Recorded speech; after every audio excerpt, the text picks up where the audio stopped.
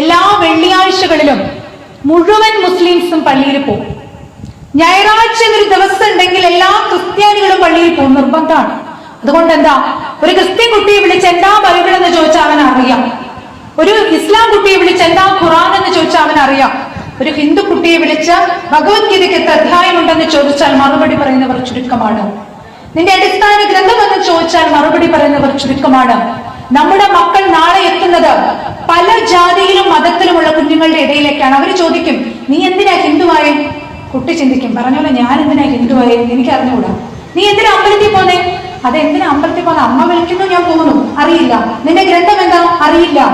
ഇവിടെയാണ് സ്വന്തം മതത്തോട്, സ്വന്തം സംസ്കാരത്തോട് മതിപ്പില്ലാതെ വരുമ്പോഴാണ് മതപരിവർത്തനങ്ങൾ നടക്കുന്നത്.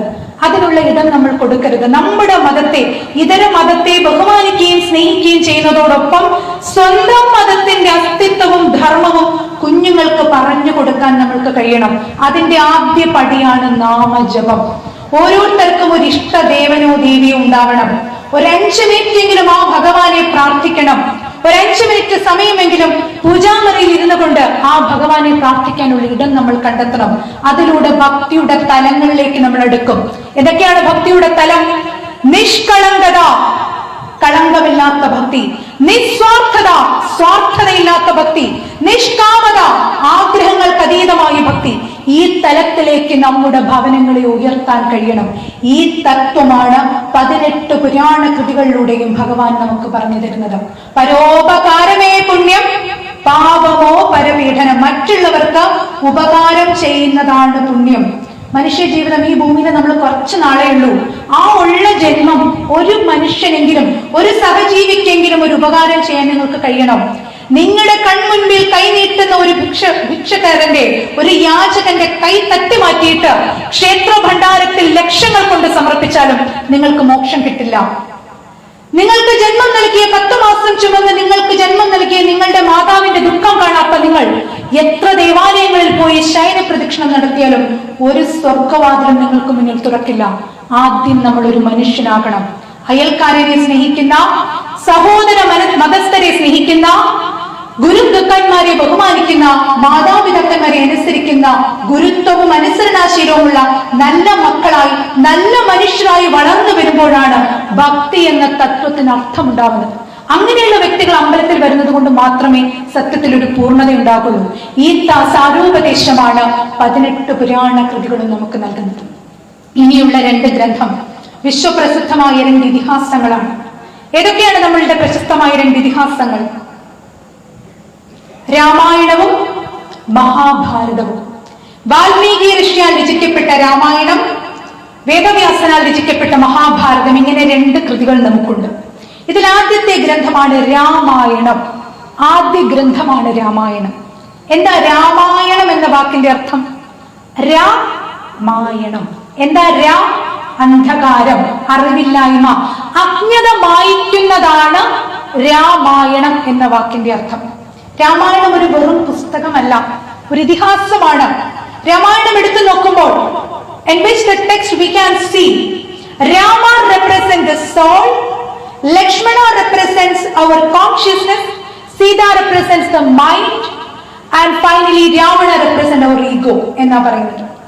അതായത് രാമായണം എന്ന ഗ്രന്ഥം എടുത്തു നോക്കുമ്പോൾ അതിൽ ശ്രീരാമചന്ദ്രൻ നമ്മുടെ ആത്മാവിനെയും, സീതാദേവി മനസ്സിനെയും, ലക്ഷ്മണൻ നമ്മുടെ ബോധതലത്തെയും, ആഞ്ജനേയ സ്വാമി നമ്മുടെ സെൻസസ് ഇന്ദ്രിയങ്ങളെയും, രാവണൻ ഈഗോ തലത്തിനെയുമാണ് പ്രതിനിധീകരിക്കുന്നതെന്ന് പറയും.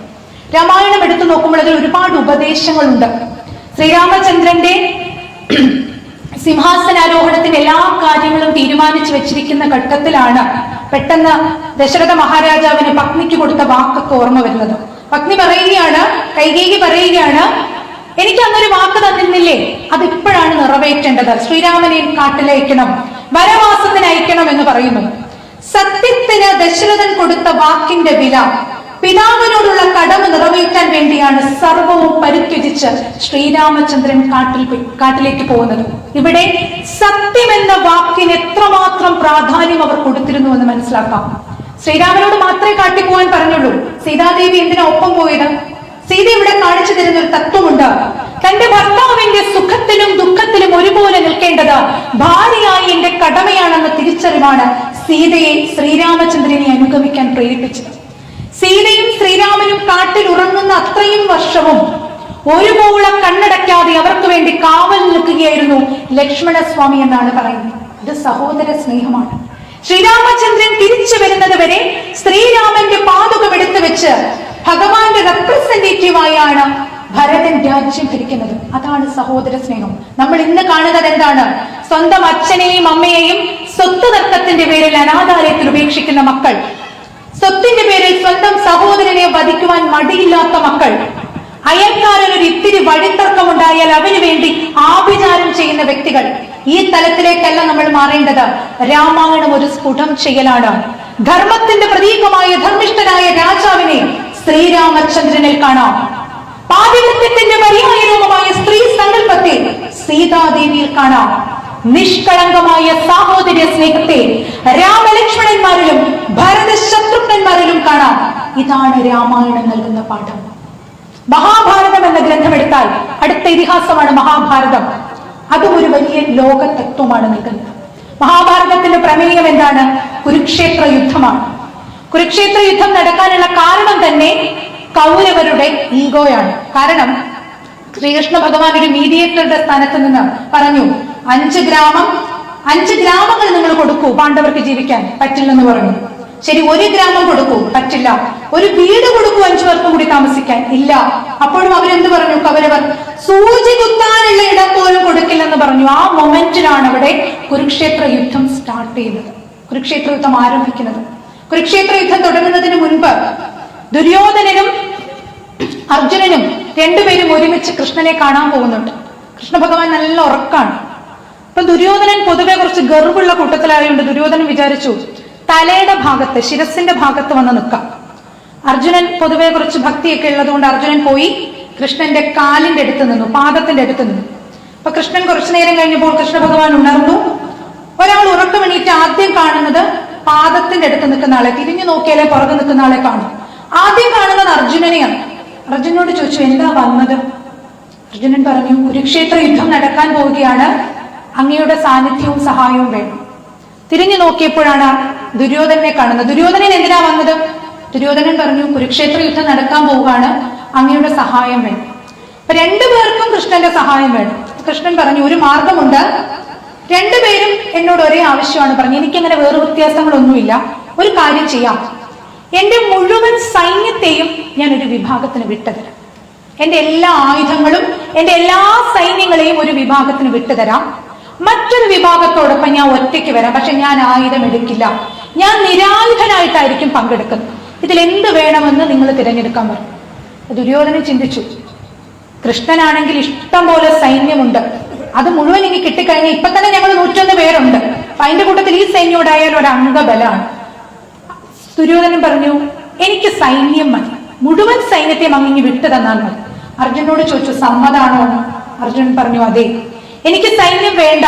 കൃഷ്ണൻ വീണ്ടും ചോദിക്കുന്നുണ്ട്, ഞാൻ ആയുധമൊന്നും എടുക്കില്ല, ഞാൻ വെറുതെ ഇവിടെ വന്ന് നിൽക്കുള്ളൂ, ഞാൻ ആയുധം എടുക്കില്ല. അർജുനൻ തറപ്പിച്ച് പറഞ്ഞു, വേണ്ട, ആയുധമൊന്നും എടുക്കണ്ട, ഒരായുധങ്ങളും എടുത്തില്ലെങ്കിലും അങ്ങയുടെ സാന്നിധ്യം മാത്രം മതി. അതാണ് വിശ്വാസം. ഒടുവിൽ കുരുക്ഷേത്ര യുദ്ധം നടന്നു.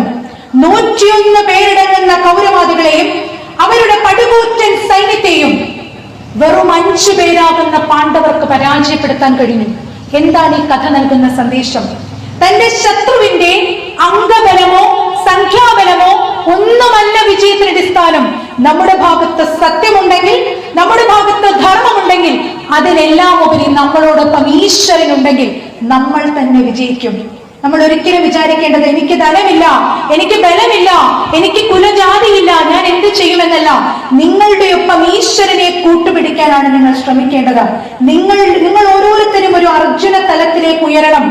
ഈശ്വരൻ നിങ്ങളുടെ ഒപ്പം ഉണ്ടെങ്കിൽ നിന്റെ ഓപ്പോസിറ്റ് നിൽക്കുന്ന ശത്രു എത്ര വലിയവനാണെങ്കിലും നിനക്ക് വിജയിക്കാൻ കഴിയുമെന്ന തത്വമാണ് കുരുക്ഷേത്ര യുദ്ധവും മഹാഭാരതവും നമുക്ക് നൽകുന്നത്. മഹാഭാരതത്തിലെ ഭീഷ്മപർവത്തിൽ 25 മുതൽ 42 വരെയുള്ള 18 അധ്യായങ്ങളിലായിട്ടാണ് ശ്രീമദ് ഭഗവത്ഗീത നിബന്ധിച്ചിരിക്കുന്നത്. കുരുക്ഷേത്ര യുദ്ധം നടക്കുന്ന സമയത്ത് യുദ്ധം ചെയ്യാൻ കഴിയാതെ തളർന്ന അവശനായി നിന്ന അർജുനനെ ഉദ്ബുദ്ധനാക്കാൻ വേണ്ടി ശ്രീകൃഷ്ണ ഭഗവാൻ നൽകിയ ഉപദേശങ്ങളാണ് ഭഗവത്ഗീത എന്ന ഗ്രന്ഥത്തിന്റെ കോണ്ടെക്സ്റ്റ്. എന്താണ് ഈ ഉപദേശത്തിന്റെ അന്തരാർത്ഥം? അതിൽ ഭഗവാൻ പറയുന്നുണ്ട്, യഥാ യഥാ ഹി ധർമ്മസ്യ ഗ്ലാനിർഭവതു ഭാരത അഭ്യുത്ഥാനമധർമ്മസ്യ തദാത്മാനം സൃജാമ്യഹം. എവിടെ ധർമ്മം ഇല്ലാതാകുന്നുവോ, എവിടെ സത്യമില്ലാതാകുന്നുവോ അവിടെ സത്യധർമ്മങ്ങളെ ഉദ്ധരിക്കാൻ ഞാൻ അവതരിക്കുന്നു എന്നാണ്.